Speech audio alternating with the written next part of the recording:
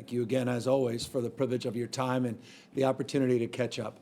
I did walk in today with a face covering. Wear that wherever I go publicly, events where I cannot socially distance, physically distance from others. But as many of you know, just a few days ago, state of California advanced an effort, guidelines that came from our health department to mandate face coverings in exterior parts of the state and areas where you may be recreating but otherwise cannot practice social distancing, physical distancing, and indoors to the extent, again, that you're mixing with cohorts of individuals that you otherwise may not have been previous to our modification of the stay-at-home order. The reason we're doing this is simple. Wearing face coverings saves lives. It mitigates spread. I think it's remarkable, just looking at this slide itself, the impact that we have as individuals. Even when we exhale, you can just see from this slide, just taking a deep breath and exhaling, droplets can go as far as 4.5 feet. Coughs, that infamous 6-foot number. But look at that sneeze. When we sneeze, it goes far, droplets of 26 feet. It underscores the magnitude of opportunity we have as a state, I argue as a nation, to be more thoughtful, not only about ourselves, but about others when we are in public, when we start to mix cohorts, as we reopen the economy here in the state of California and all across the nation.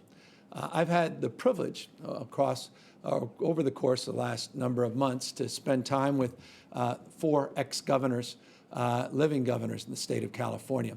Governor Wilson, Governor Schwarzenegger, Governor Davis, Governor Brown. They've been advising me, advising our economic recovery task force. I've had the privilege of getting to know them personally. You have all gotten the privilege to get to know them professionally. 2 Republicans, 2 Democrats, and all concerned about where we are in this pandemic with COVID-19, where we are going. And as a consequence, they were generous enough to put together the following video underscoring the importance of face coverings.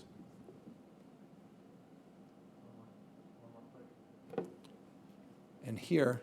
Hey, maybe you didn't vote for me. Arnold, newsflash, I voted for Gray Davis. But no matter who you voted for, or if you didn't vote at all, it doesn't change that Californians look out for each other. Look, nobody wants to wear these things. And thankfully, masks have come a long way since the last pandemic. This is not about being weak.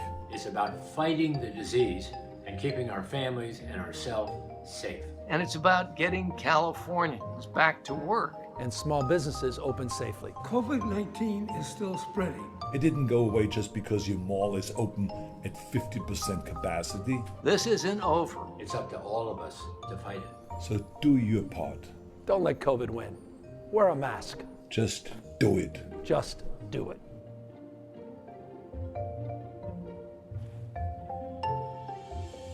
So I want to thank the governors for taking the time to participate in that PSA of sorts, and I want to thank them for their leadership, their counsel, their advice, their devotion to this state and the nation, and a recognition that we're not out of this first wave.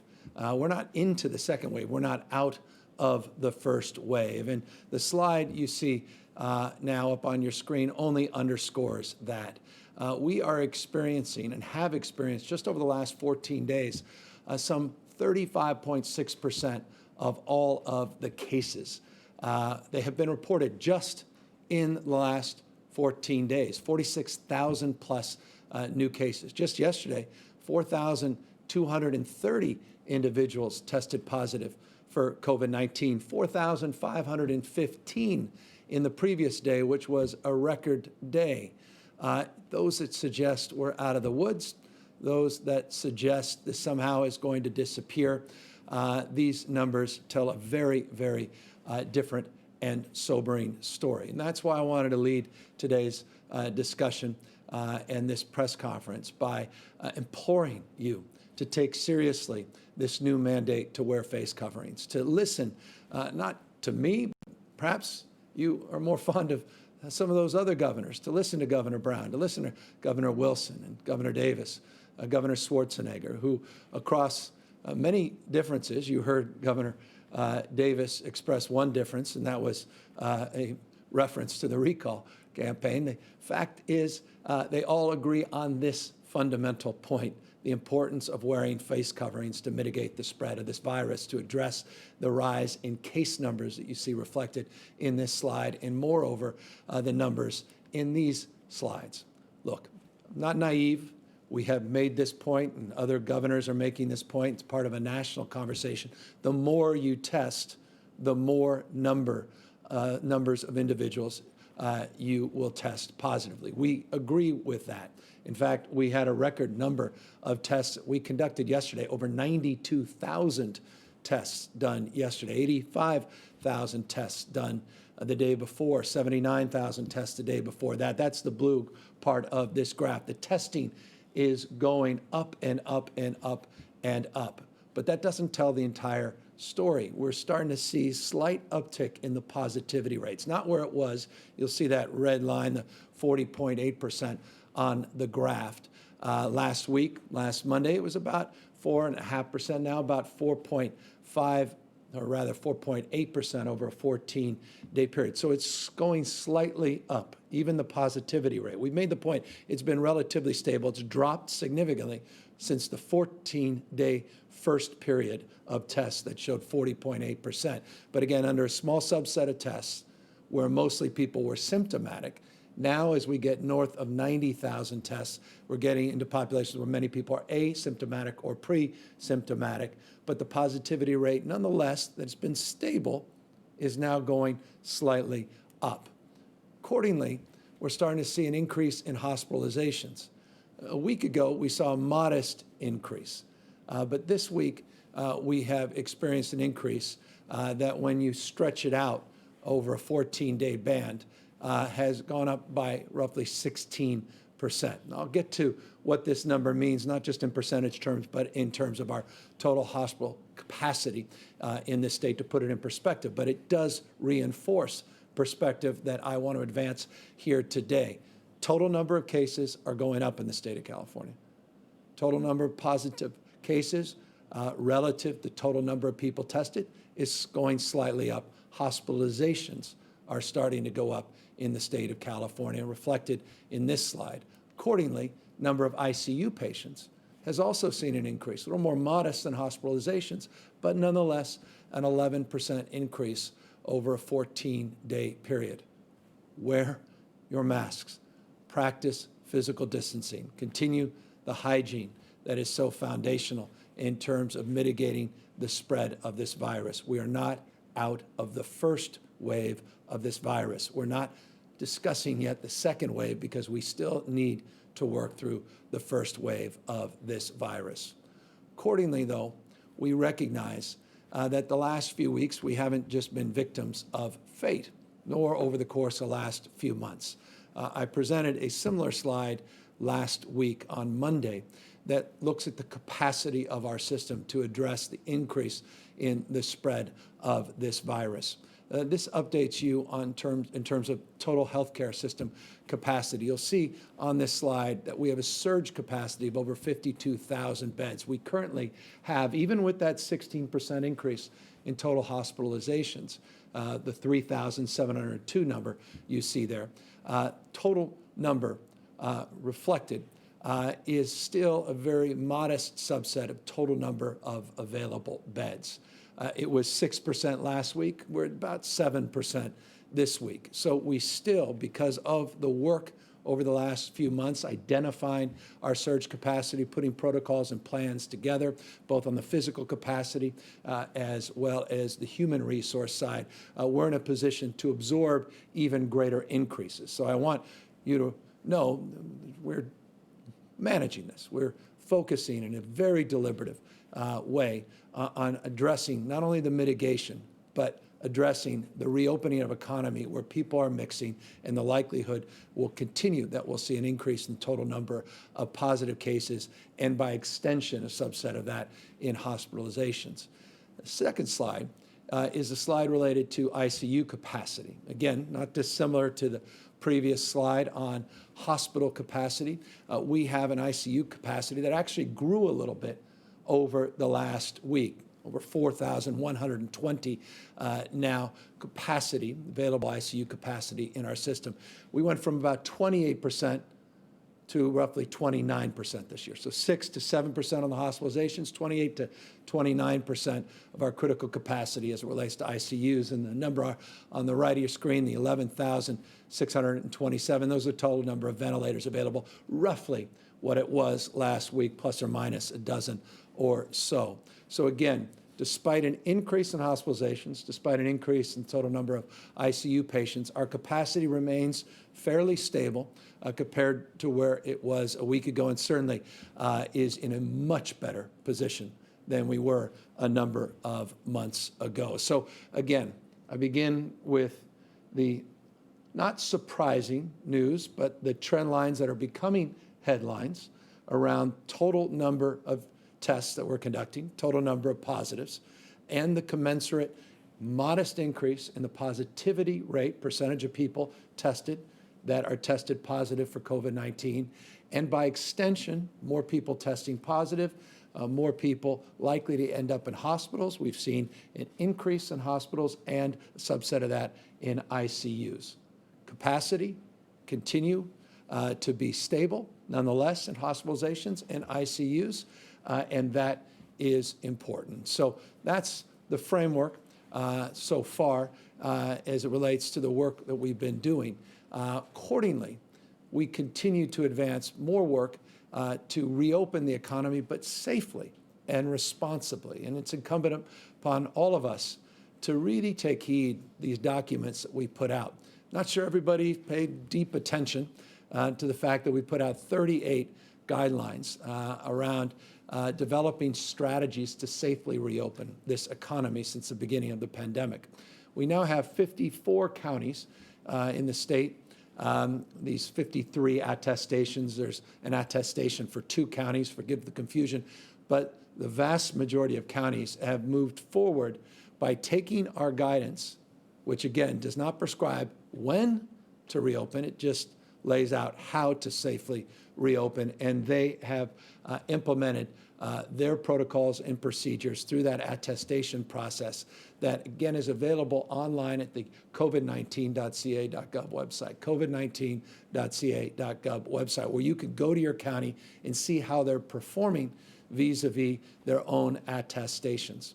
And you could also take a look at the guidance within industries to get a sense of whether or not these segments of our economy and those specific businesses that are part of the guidance documents are actually doing their part to keep you safe, to keep their employees safe, and to keep more broadly all of us safe and mitigate the spread of this virus. We've been monitoring, as we said last week, all 58 counties in this state. Last week, we had highlighted a number of counties that we were monitoring, and we were focused on 13 counties in particular that required not just monitoring, but some technical assistance. The good news, compared to last week, with 13 counties that we were providing technical assistance, we now have 11 counties that we're providing technical assistance to. Dr. Galley is going to come up. He's going to talk more about those counties we're going to go through. He's got a list of all 11 counties that are part of the technical assistance and how they're doing vis-a-vis these attestations and the kind of technical assistance that we're providing. Also, he's going to lay out some considerations as it relates to the foundational principles of not just wearing a face mask or a face covering, but practicing the social distancing, the physical distancing, and why that's so foundational as well in mitigating the spread. But with that, I'll ask Dr. Galley to come up. He'll update you on technical support of these 11 counties and then walk you through those additional considerations as it relates to practicing, safely practicing physical distancing and advancing the larger cause of social distancing in the state. Doctor?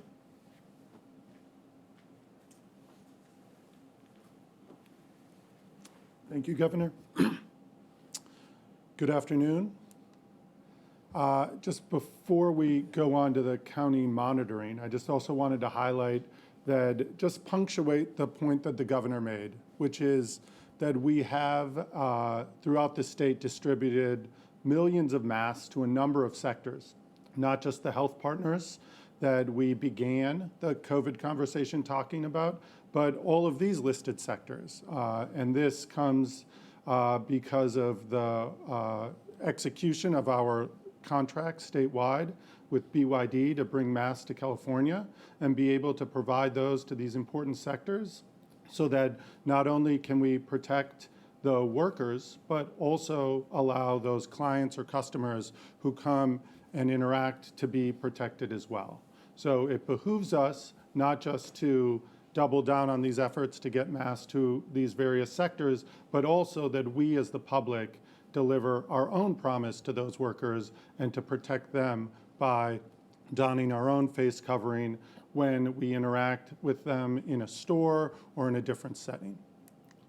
So as the governor mentioned, we are this week looking at 11 counties. And as you can see on this slide, just like the one we reviewed last week, there's a number of data points that we've been tracking. We've been looking at a county's ability to provide testing at a level that allows us to feel comfortable with our ability to pick up positives when we have to and be able to contain that spread, our ability to look at overall disease transmission, our ability to look at the increasing hospitalization numbers, and then the ability of that hospital capacity in a certain county to manage those increasing cases.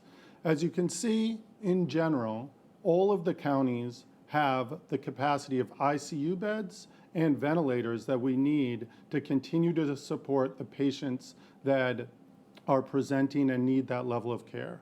I think it's very important that, as the governor underscores the level of preparedness that we've had, that we want to ensure that as few people become sick as possible, and even though we have that capacity, that it's not capacity we want to use to treat COVID-19 patients. We would much rather people practice physical distancing, wear their face covering, practice good hand hygiene, stay home when they're sick, and all of the things we've been advising so those beds remain available but not used.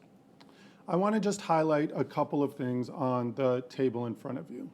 Focusing on two new counties on the list, Riverside and San Bernardino, where we have over the past many days been in communication with those county public health leaders and leaders overall to have a conversation not just about the spread in congregate settings like skilled nursing facilities or even jails and prisons, but the fact that we're starting to see additional spread in community settings.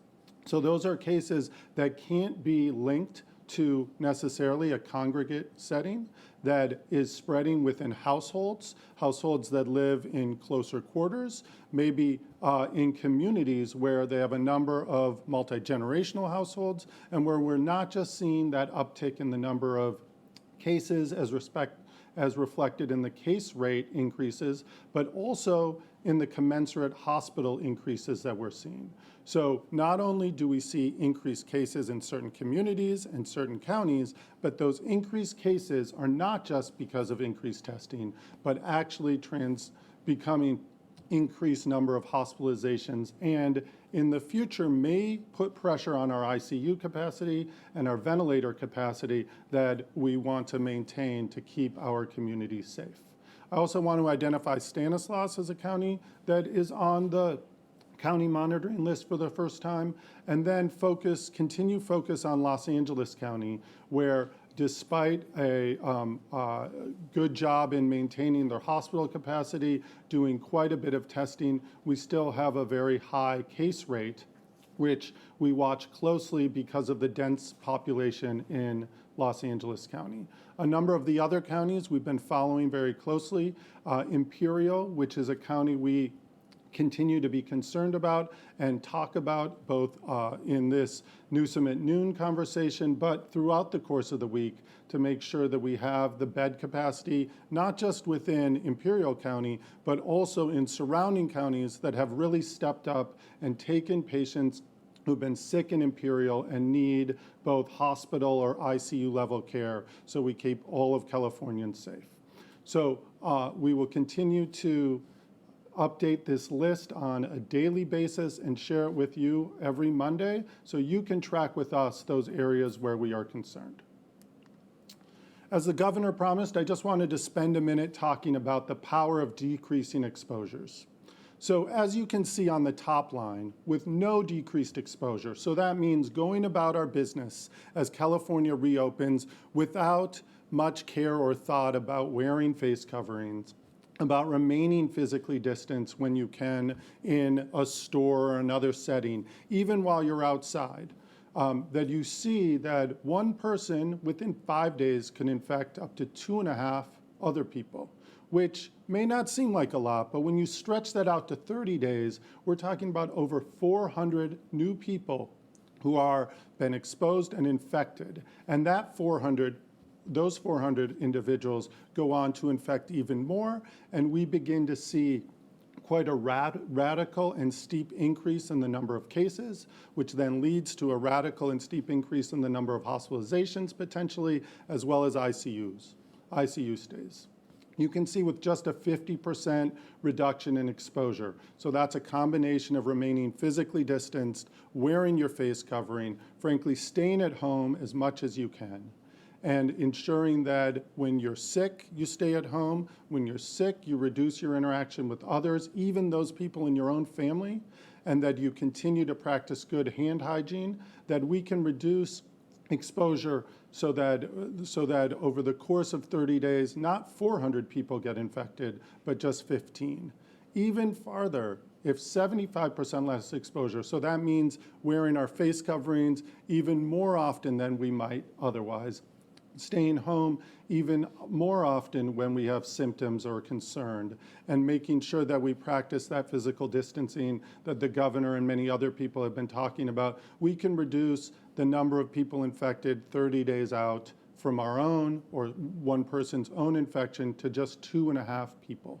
And that is exactly how we control the spread in California, ensure that our preparedness over the last few months continues to serve us well, and ensure that we continue to keep that curve bent and that we have the capacity to keep Californians safer as we begin to move forward with our economy and have more and more sectors reopen.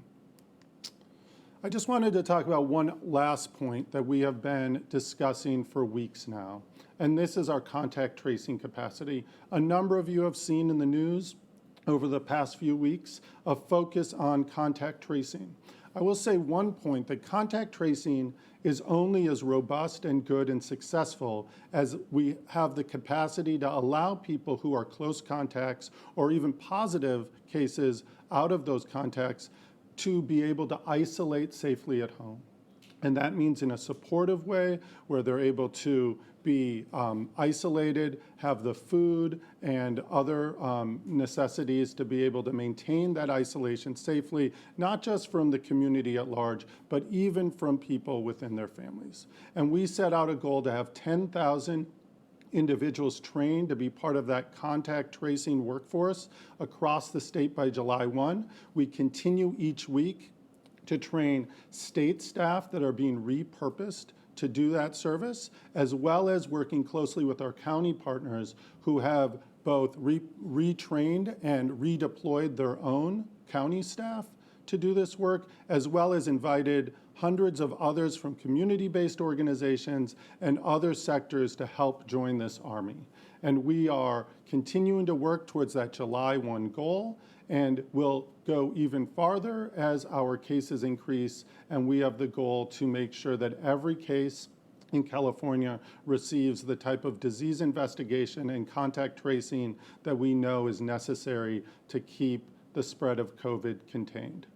We also just want to highlight that 31 of our counties are onboarded already on the California Connected platform that we launched a few weeks ago, and that we're in process of having an additional 20 counties join. That isn't to say that the other counties who won't be part of California Connected's platform aren't themselves reporting and managing the data as it relates to contact tracing. They certainly are. We are just having a single shared platform for as many counties as needed so that we can, in an organized, methodical way, be able to watch the spread of COVID-19 and ensure those who are close contacts get the support and care that they need. I want to just end by reinforcing this, because today's message isn't just about the when something reopens, but really about the how. The governor said clearly that we have spent weeks, months even, preparing guidance for sectors that are many, many pages long with specific details on how a sector more safely opens and reduces risk for both their workers and their customers and clients. But it really comes down to these things that we can all continue to do and do more of. Wear our face covering. The order that the directive, the requirement to wear face coverings that California put forward last week by California's Department of Public Health, the old, now very common sentiment that physically distance makes a difference, that keeping 6 feet apart will actually reduce the spread of COVID-19, just as the governor's initial slide that showed how droplets spread. This is the purpose for doing that. Washing your hands cannot be overstated. Washing your hands for at least a couple rounds of the ABCs, as I tell my pediatric patients, or long enough that you at least 20 seconds, but making sure that you do that enough to reduce the transmission. Answer the call. We're having contact tracers from throughout the state, whether it's locally in your counties or some of the state staff. Call individuals who may have been exposed to understand what their real exposure was and whether they should isolate as well. It's important that you answer that call. We will continue to deliver that message. And then I just want to end by reinforcing that despite the fact that we are having more and more movement and mixing as sectors reopen, our strong support for individuals who are older or who have underlying medical conditions to stay at home as much as possible. We have spent the last many months asking questions and preparing to support those individuals as they stay at home, but because the virus is still spreading in our communities, because transmission is no different than it was before, we want to continue to support older Californians and those with underlying medical conditions to stay safe and stay home. So with that, I'll turn it back to the governor.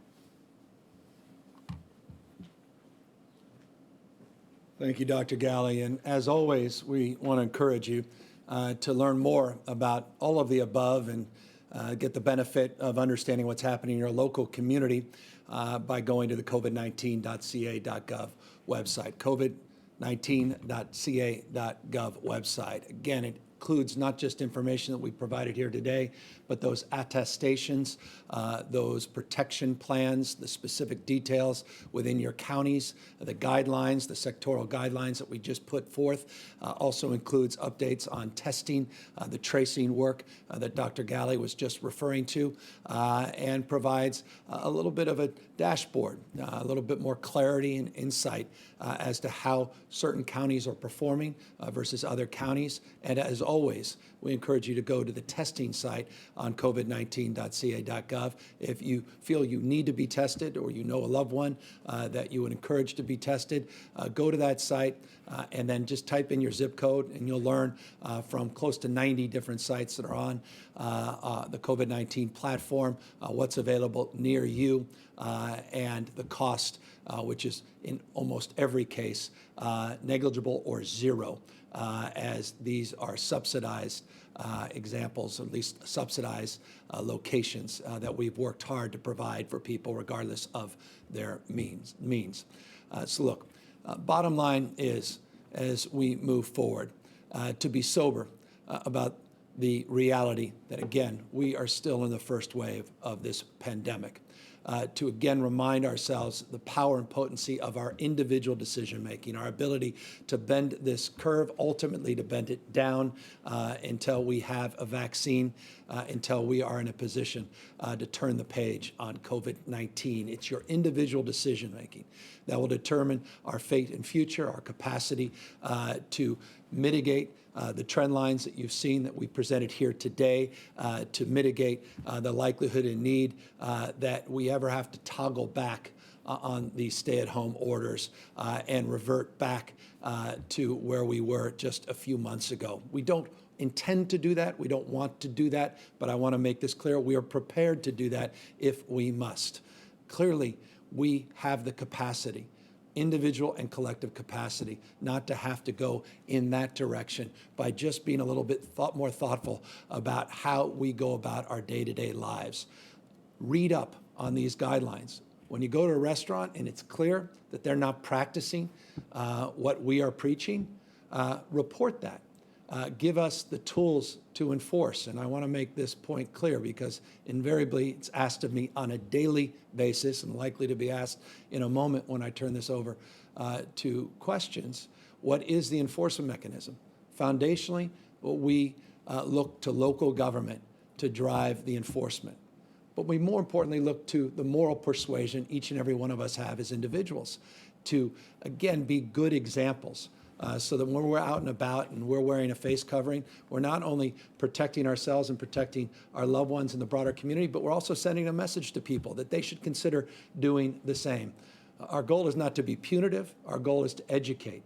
Again, we're just a few days into this mandatory face mask guidelines. That's why I put at the front of this conversation that video, again, deep gratitude to the former governors for being willing to participate in that video to highlight the importance of wearing face coverings. The next slide that I put up, about the 26 feet when you sneeze that droplets can travel, I just hope underscores the seriousness to which we place this face covering mandate and the encouragement to have you and others participate in doing the same.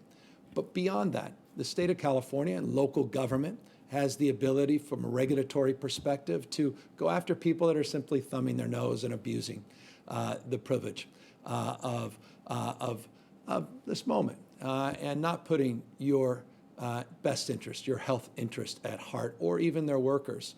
The state of California has that ability, just as an example. We're using the restaurants to the alcohol beverage control.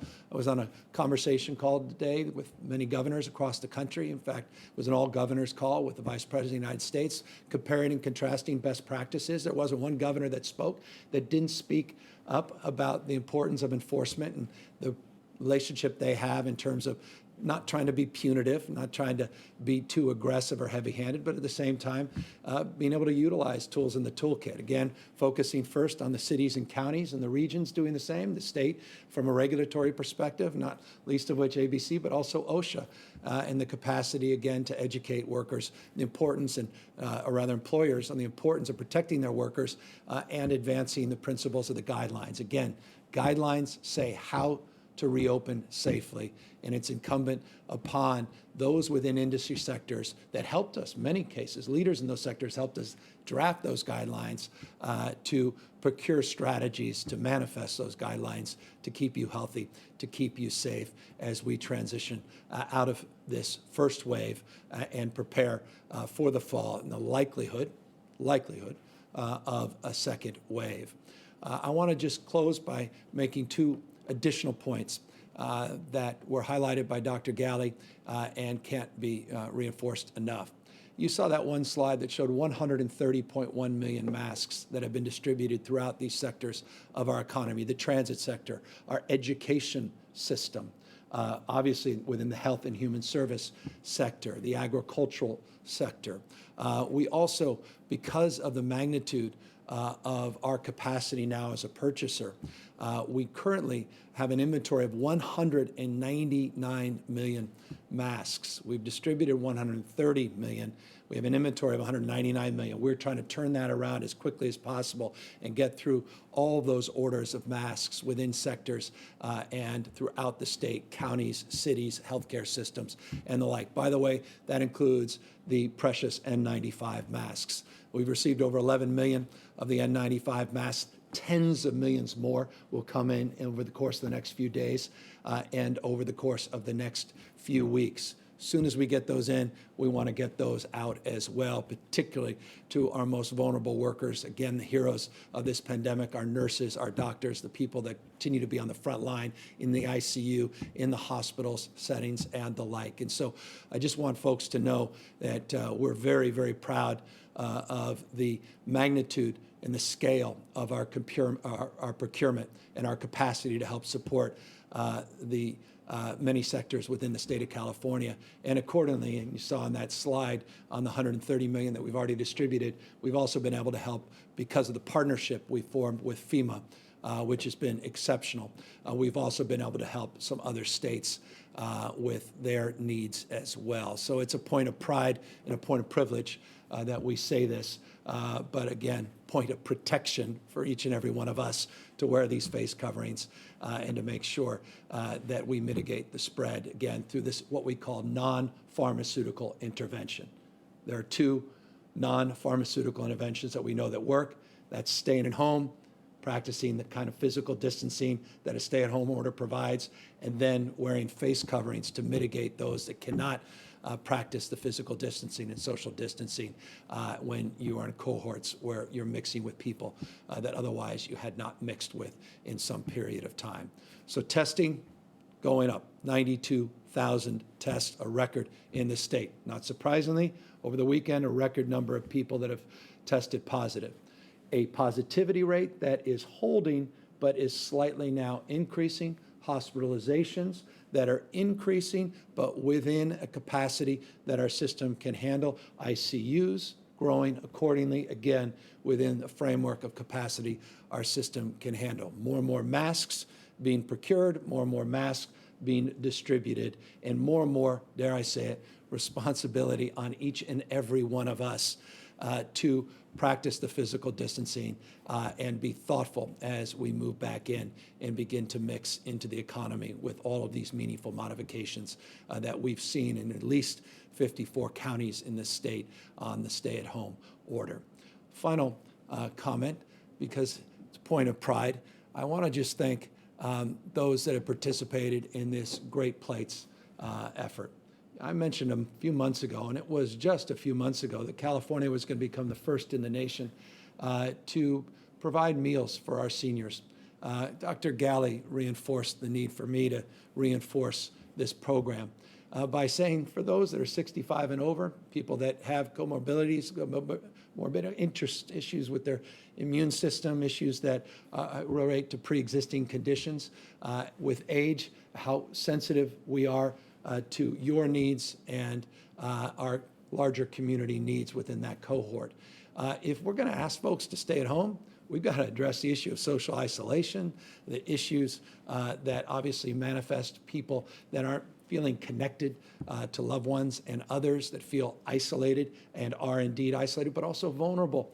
And that's why the Great Plates program was so important. It was conceived to solve multiple a number of problems. One, to address the nutrition needs. Great Plates is indeed about providing meals to our seniors that are isolated, but it's also to provide a sense of continuity of care. We announced on Friday that over 1.6 million meals now have been delivered just since the creation of this First in the Nation program, and how over 5,800 jobs have been supported, not only within the restaurant industry, but helping support those that are delivering these meals. But one of the things that was so humbling and so extraordinary, and it's the reason I'm bringing this up, are the number of letters that we've received, cities, counties have received, mayors have received, that they've forwarded to us, that we realize it's not just about delivering nutritious meals. It's about that knock on the door, the only knock that a senior may receive on any given day. It's about that phone call saying, how is the food? And was it to your liking? Is there anything more I can do from the restaurateur checking in on the senior to make sure that they're providing quality? And the fact that someone reached out, made a phone call, the fact that someone knocked on the door, the fact that someone delivered that meal has been as impactful in some cases, based upon the letters we've received, as the meals themselves. Ability, again, to connect to people that feel totally disconnected and isolated, fearful, fragile, literally and figuratively at this moment. And so I just want to encourage all of you, not just through a program like that that's been so successful, over 30,000 seniors getting the benefit of this program. Again, not every senior gets the benefit of the program. It's an income eligible program. It's people that otherwise are not eligible for other programs that get the benefit. But the fact that we're doing it is just testament to individuals that are discovering something even more extraordinary, and that is the power and potency of their voice and their willingness to connect on a human level with another person. And that's why I just want to encourage you, even if you're not part of the Great Plates program, become part of something bigger than yourself. That COVID-19.ca.gov website also has volunteering information, has information on how you can support seniors and how you can just make calls and check in on strangers, see how they're doing, make a difference in people's lives. I always say the happiest people in the world are volunteers. So if you're feeling a little down, you're feeling a little blue, you're feeling, again, fearful, anxious, again, a little fragile, one of the most significant ways you can change your own outlook on life is by reaching out to someone else and checking in on their life. And again, I can't be more encouraging than your capacity to make a difference in other people's lives, and in turn make a difference in your own life by checking out those volunteering opportunities. COVID-19.ca.gov, wonderful resource for that as well. With that, happy to answer any questions. Jackie Botts, Cal Matters. Hi, thank you, Governor, for answering our questions. My question is about the safety net programs that you've stood up during the pandemic. That includes pandemic unemployment assistance, the Easy Place to Apply, pandemic EBT, Great Plates Delivered, which is described, disaster relief assistance for immigrants, Project Room Key. Many of these programs are first in the nation, but reporters have also documented bumps along the ways, delays, clogged phone lines, et cetera. I'm wondering if you could, for me, if you were writing your own report card, what grade would you give yourself for these safety net programs in terms of how well they've delivered on the promises that you made when announcing them? Yeah, I'm very proud of starting things from scratch. I'll leave to more objective minds. People come with their people come with a subjectivity oftentimes, and I come with an open heart and a humbleness that when you start something from scratch, you take pen to paper, you take an idea, and you're dealing with a lot of challenges in this state. We just were able to get together, legislature over the weekend, get a budget deal together.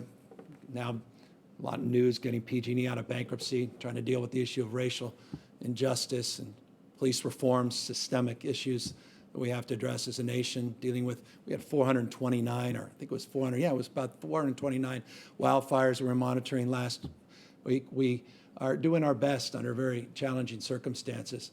The fact that we have over I think it's 14,000 human beings we estimate in the 11,000 or so rooms off the streets and out of congregate facilities and shelters under Project Room Key. I couldn't be more proud of that. We could have just walked away and never even endeavored to do something audacious, do something no one else had ever done, do something that no one else is doing.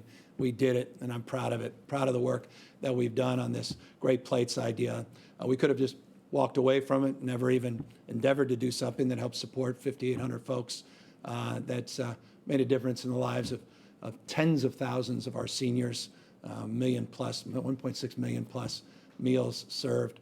To the extent that we were able to procure an unprecedented amount of masks, not only for our state, but now helping other states, it's testament to a commitment and tenacity not to allow critics to get in the way of progress and to put our head down and try to solve problems. I'm proud of the progress we've made in that place as well. We've distributed over, $34.3 billion just since March 15th.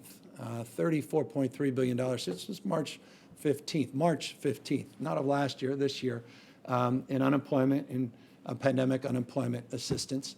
That's not something the state has ever had to do in the past, and I'm proud of the work that they've done under very difficult circumstances. We haven't been shy about being honest about the frustrations we've all shared and the thousands of people that we had to get redeployed to help support those phone lines and dealing with the magnitude of call volume, 5.7 million people now that have applied for unemployment insurance and PUA insurance just since March 12th, not 15th.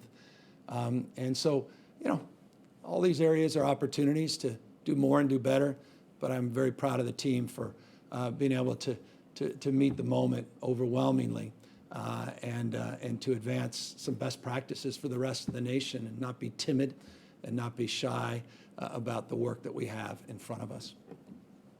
Renee, AP. Hi, Governor. So you talked about the positive case rate increasing and hospitalizations going up. So how seriously are you, or how worried are you about the new infections and hospitalizations? And is it safe to continue reopening given that a lot of people are still choosing not to wear masks? And finally, are you worried that Californians have started to normalize the deaths and illness from coronavirus? Yeah, we had 20 lives lost yesterday to the virus. I should have began with that. Thank you for the opportunity to remind people. People are still losing their lives to this pandemic. Our hearts go out to every one of the families and individuals, obviously, but family members who've been torn asunder because of this pandemic. The hospitalization numbers are something we've always been focused on, the positivity rate and the total number of positives, particularly as our testing has substantially increased and we have a greater sense of understanding of the community spread than we certainly did 3 weeks ago, 3 months ago. We've been putting together not just a plan for a hospital surge. That slide I showed you a moment ago, the 52,000 beds, that's just in the hospital system. We have, in addition to that, these alternative care sites. I've mentioned on multiple occasions, I'll take this opportunity to mention it again. I get every morning the list of the 10 counties that have the alternative care sites and what's the current inventory on those sites. This morning it was 19 individuals in a system just on the alternative care sites that we can turn on at a moment's notice of over 1,500. So there's great capacity, not just modest capacity there.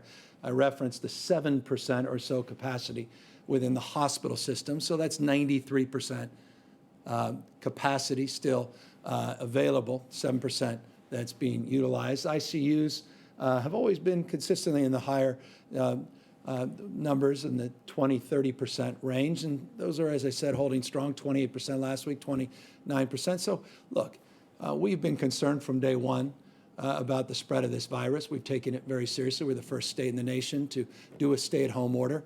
But at a certain point, when you have 5.7 million people that have filed unemployment insurance, a certain point when people can't get preventative care, a certain point when unemployment rates are the highest they've been since the Great Depression, a certain point you have to realize and rationalize that the issues of the social determinants of health, the issues of poverty, the issues related to hunger also cause disease and have a profound health impact. And so one has to be mindful of that as well.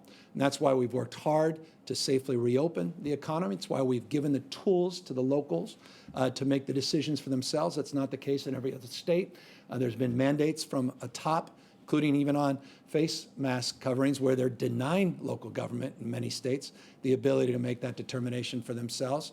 And we've tried to create some flexibility in a state as large as ours. And so we've always walked into this with our eyes wide open. We've always prepared for a surge. We have surge capacity identified. We've shared that with you today, multiple days. The reason we are procuring hundreds of millions of masks is in anticipation of being even more prepared, replenish the shelves, so to speak, but also prepare not only to get through this first wave, but to prepare for a possibility of a second wave. We continue to recognize we have more work to do in terms of making sure that we are safely monitoring with the kind of technical assistance that is appropriate at this time, the reopening of economies and sectors, and also trying to do our best to enforce through social persuasion or more aggressively working with cities and counties to enforce those that are flouting the rules and the laws and putting people at risk. So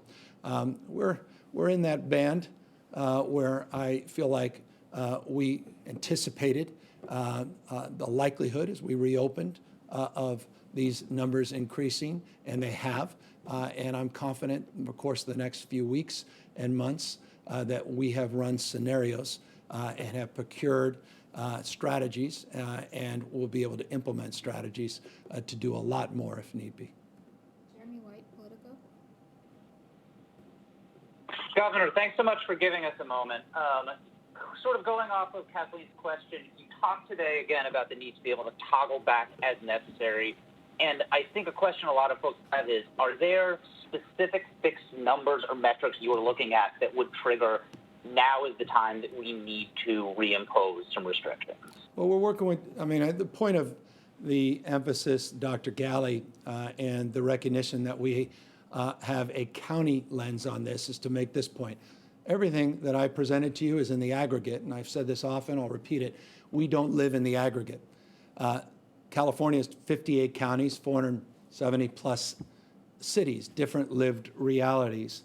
And so the answer to your question is, from my perspective, a nuanced response, meaning at the county level, within industries and segments within the counties, we need to be prepared to do that. Doesn't mean that we are doing that. I thought it quite interesting, illustrious example of that. Lassen County, you recall a few weeks ago, they had moved forward into a new phase. Health director decided to pull back a little bit, only to move forward again when certain criteria and conditions were more confidently met.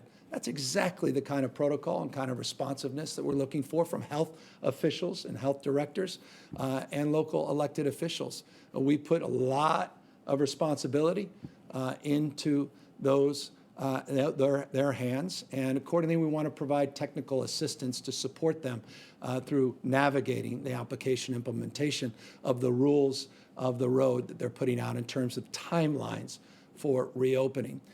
So the technical assistance is foundational. We're now monitoring technically, again, 11 counties. It was 13 last week. And if we see persistent challenges, if we see things that raise red flag concerns, and Imperial County has been an example of that in terms of trying to need to decompress their hospital system and some of the cross-border issues, then we will hold the line a little bit more. And to the extent we have to, we can pull back. Katie Orr, KQED. Hi, Governor. You mentioned earlier that you've come to a budget deal with the legislature, which was announced today. Can you give us any more details about what that agreement contained? And specifically, have you guys decided to go with your method of trigger cuts or the legislature's, which would wait a couple more months to make them? Yeah, we made compromises across the spectrum. We'll be putting out much more specific details in the coming hours and days, and certainly through the week. I just want to compliment legislative leadership, the Speaker and the Pro Tem, budget chairs in the respective houses, to advocacy community that was incredibly responsible in terms of their advocacy and also pointed in terms of their concerns about prospective cuts. I want to thank city and county leaders in particular for their guidance, their counsel, their input in this process. The work we did on issues that remain stubborn issues in the state on homelessness and housing. Again, work we have to do together over the course of the next few years. This is a multi-year framework. We're not solving for everything in one calendar month.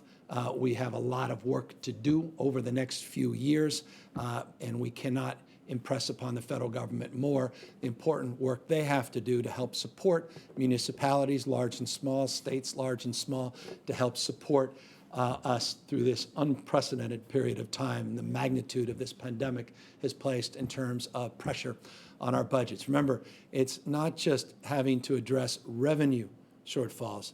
It's also addressing increases in caseloads at the same time related to the economic consequences and the displacement associated with COVID-19. Cannot again, though, be more appreciative of all of the leaders and the cooperative spirit that brought us to an agreement simply hours and hours ago, in the evenings, late last night. And as the dust settles on all of that, you can pick apart the areas where we found common ground. This is not about disagreements. A budget deal is about where we found agreement, and I want to thank them for doing just that. Mike Lurie, KCRA. Yes, Governor, just diving a little bit more into the details of that, if you could share any more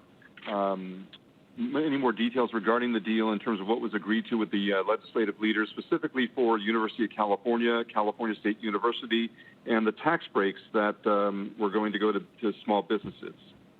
Well, there are tax breaks that will benefit small businesses. We had an eye on focusing on the need of small businesses, not only for those that want to start their business and providing some tax relief for those startups, but also recognizing that not every small business is a beneficiary of some of these federal programs, be it programs for support from the SBA or programs through the PPP program.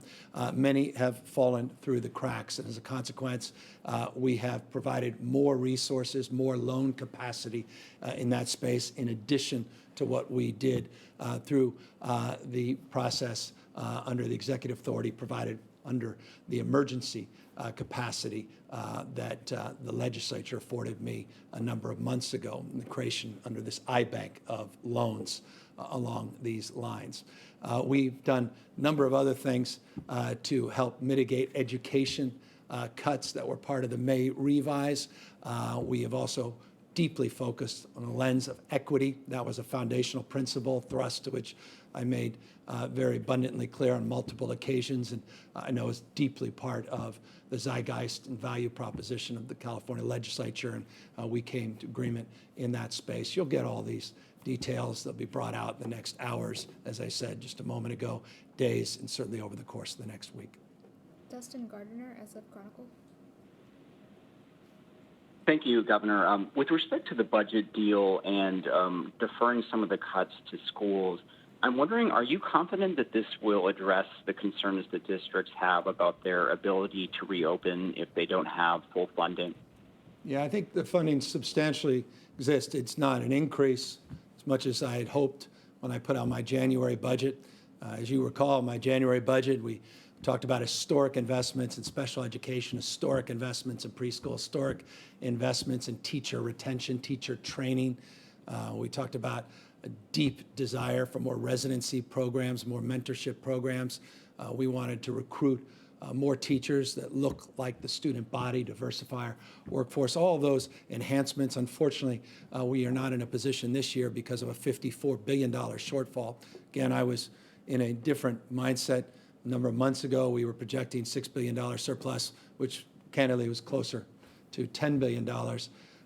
We unfortunately not in that position, but we were able to, working with the legislature, working through deferrals, and working to get a lot of the Federal CARES Act dollars into our education system. Those dollars could have gone anywhere. We put a substantial amount into our K through 14 education system. We think a lot of that anxiety is mitigated. And I just want to make this clear. It's an important point as more details will be forthcoming, that we have provisions against teacher layoffs. That is good news. That was foundational, important, something we all care deeply about, and something we are very proud. I don't want to speak for legislative leaders, but I'm sure they were very proud that we were able to all accommodate our collective needs and be able to make that commitment firmly. Sophia Balog, SACB. Hi, Governor. I want to turn for a moment back to the mask order. There's been a lot of confusion from members of the public about how it will apply to various sectors, from everything from schools to gyms and other types of businesses. So you said earlier you want people to report to their counties if they see businesses violating the rules. Can you clarify exactly how this is supposed to apply to sectors where you've already released other guidance that doesn't necessarily mandate mask requirements? Yeah, good news, all those guidelines are being updated with the new mandate, and that should very quickly answer the question.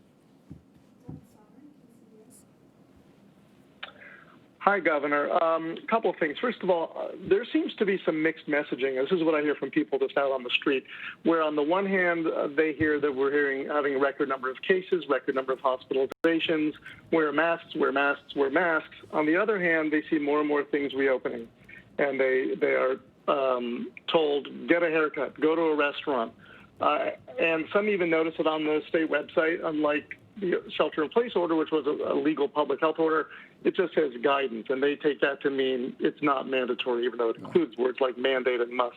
Can you address the mixed messaging that still seems pervasive out there, where a lot of people say this can't be as bad as they say because, look, they're letting everything reopen? And as you've been touting more testing, what is your reaction to President Trump having told his staff to scale back on testing, slow it down, which the White House has offered several explanations for, but it now appears he actually did? I'm very proud. We had a record number of tests yesterday. We are now exceeding our goal of 60,000 tests. I'm proud of the work that our team has done in that space.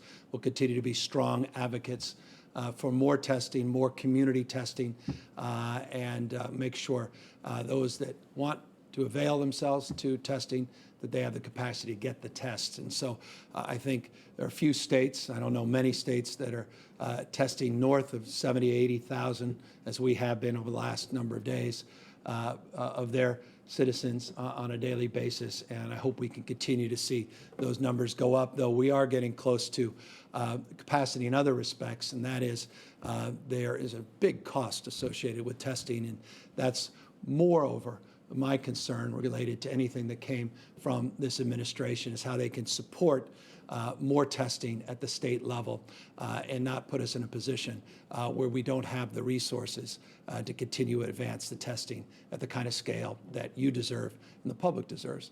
As it relates to the messaging, it's very clear. It's crystal clear.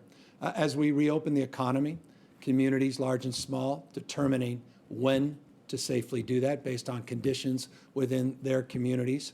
Again, California's a state that's as large as 21 states combined, population roughly equivalent to Illinois, New York, and New Jersey, just shy our population of those three states combined.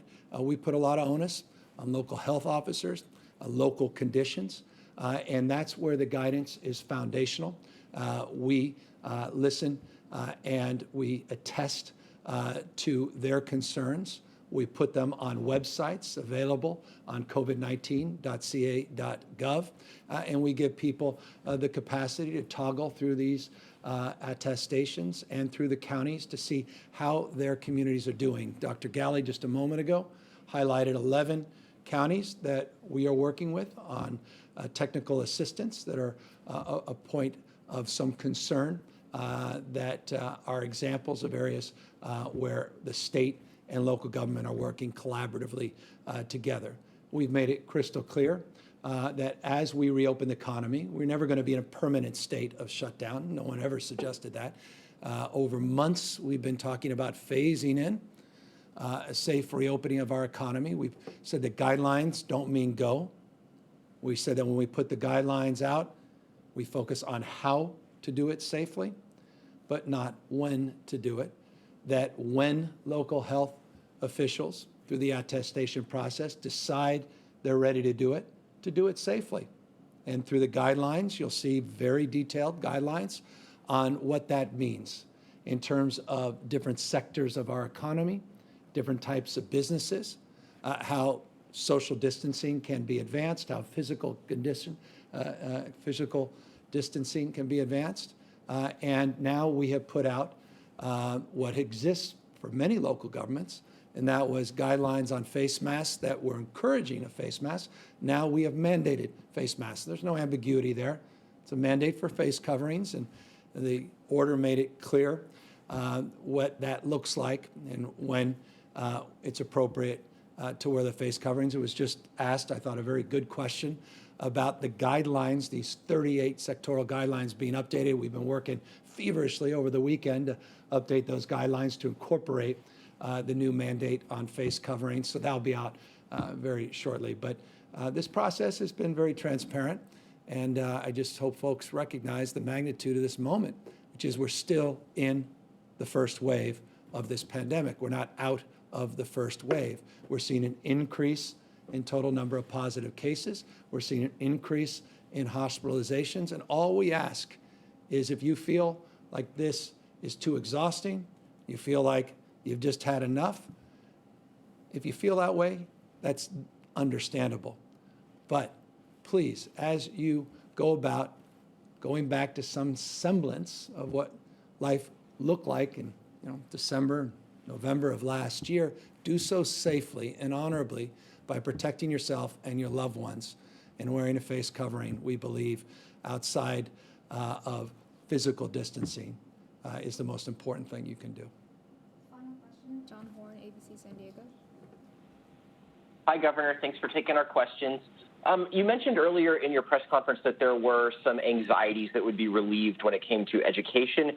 You mentioned teachers, a provision against layoffs. I was wondering if you could give a few more details on what some of those anxieties are being relieved by this budget. Well, it's substantially addressing what potentially was a $19 billion cut within what we refer to in California, our Prop 98 funding requirement. That was the magnitude of the shortfall that impacted Proposition 98. I just want to remind folks, forgive me for belaboring this, just a few months ago, I announced a budget that projected roughly $6 billion surplus.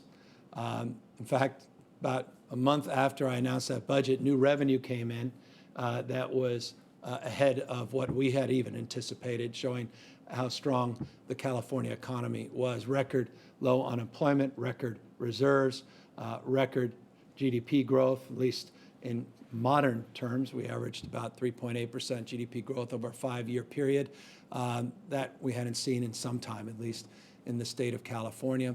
And that all changed. $54.3 billion budget shortfall just a few months later. And the magnitude of that is fallen on all of us to address substantively based on constitutional provisions on state leadership. We have a legal obligation to balance our budgets. We can't do what the federal government can do, and that's kick the can, print money, and the like. And so we had to work feverishly to figure out a way to do that that mitigates the harm to those most in need, the most vulnerable, including our children and our teachers and the like. And so we were forced to address a $19 billion potential impact. We began to knock that down. I put out a proposal to the legislature and knocked that down. They went even further. We worked together across some technical differences in terms of how we distributed those funds, including the support from the federal government to target issues around learning loss and equity in our school system, which was so foundationally important to me, and I know legislative leaders. There was concern and anxiety about layoffs and pink slips, and that was substantially addressed with language that is part of this budget bill that I look forward to signing based upon the agreement from last night. So we made a lot of progress. By no stretch of the imagination is where we wanted to be, and the reason I'm being so long-winded is to contextualize where I hoped we would be when I announced the January budget versus where we are here in June and comparatively. We wish we could do a lot more because our educational system is still substantially underfunded in the state of California versus other states, and we're going to have to be very resourceful in the future to find additional capacity to make more investment, not less, in our public education system. With that, let me just encourage people to take more seriously, not less seriously, where we are at this stage of this pandemic. We have a mandate for wearing face masks. There are exclusions based upon being a toddler, 1-2 years of age, people that have certain conditions where wearing a face covering is more problematic, not less. And I encourage you to take a look at the guidelines that came out from the health department. They're available on the covid19.ca.gov website, covid19.ca.gov website, to the extent people want more information about what the mandate does and doesn't do. I encourage you to continue to listen to your local health directors and health officials that are front lines of this pandemic. Continue to express appreciation, as we always should and must, to our frontline caregivers that are still on the front lines of COVID-19. And I'm just, again, grateful to them, as we all should be. We'll get through this, no question in my mind. We are a very resourced state, and we are in a much better position than we have ever been to tackle this pandemic. Mark my words, we'll get through it, and we are in a much better position across the spectrum than we have been in many, many months. But the numbers are increasing as we reopen the economy. And as we reopen, all I ask is that we are more vigilant than we have been, even perhaps than we were a few months ago, because we need to get out of this first wave and prepare for a second wave and get through this together and get those immunizations out. And we'll get back to a more resilient mindset and a more robust and abundant California into the new year. Take care, everybody. Thanks for the time.